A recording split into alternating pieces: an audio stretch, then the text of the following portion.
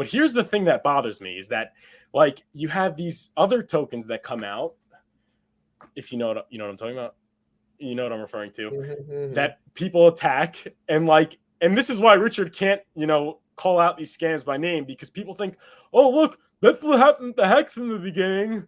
People were attacking it, and it's like, Two so it totally must be different this is going to designs. do a 10,000x. Two totally different designs. One They was don't not check under designed. the hood.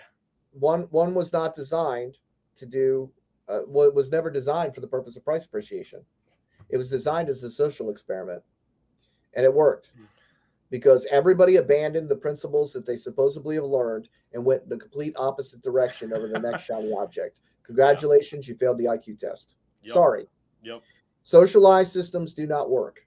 If you Yep. do not have a limitation or a reason for purchase, then you are leaving out some of the fundamentals. Many people have tried to make things to outperform Hex, and they thought they changed this or they changed that, and they tweak this and they tweak that, because if you give people an option to make a change, they will. Here's the problem. Hex is the perfect recipe. Yes. Now, y'all can point at me and go, Hex Maxi, he doesn't want us to succeed. Guess what? I want you to succeed. I want you to know the difference in design, and the reason why Hex works and other things don't is because the design of it is what allows it to do so. The truth engine, the dynamic deferred inflationary model, it's necessary. You don't just inflate to oblivion. You are actually pushing those coins out into the future. The truth engine. The truth engine is required because it requires you to make a commitment, a solid commitment to yourself. If you do not, it just undoes your progress. There's a reason to buy Hex. Why is there a reason to buy Hex? Because you need Hex in order to purchase your T shares, in order to produce more Hex. You can't just stamp a button and make it happen. Because if everybody can just stamp a button, they just, look, it's like putting a money printer in everybody's house. Okay? If anybody could just grind the wheel and just pull off as they need, guess what? It doesn't work. There has to be some kind of incentivized behavior and some kind of action required in order to be entitled to that new inflation. You can't just skip straight to we're just going to leave everything else out and this is going to work just fine. It doesn't work that way. The reason Hex works is because of its design. Its design is perfect. Its design is self-balancing. How people are treating Hex is not so perfect.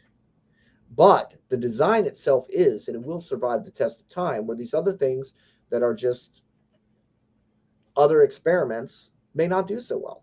But you know what? You don't know something's not going to do so well until you see it.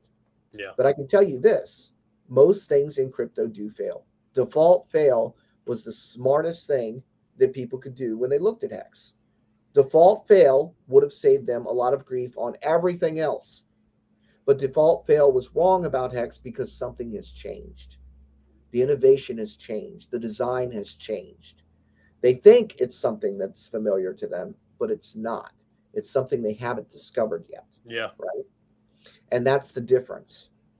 A lot of this other stuff, we've seen it before. We've seen it before. A lot of stuff that is invented is repackaging, repurposing of things that have already failed 3 years prior. You see repackaging of Safe Moon all the time. Safe Moon wasn't safe before Safe Moon. It was proof of weak hands. Unsafe Moon. before Safe Moon, it was proof of weak hands. Yeah. Okay. Before that, it was something else.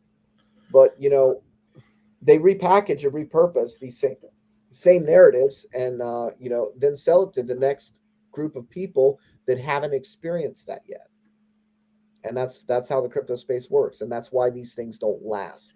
Yeah, so Hex has lasting power because it really is designed different, because it's not designed as a company, and it's designed by somebody that wants nothing more than life, to have unlimited bragging rights, to be right, and to shove it in everybody's faces for the rest of the days he lives on this earth.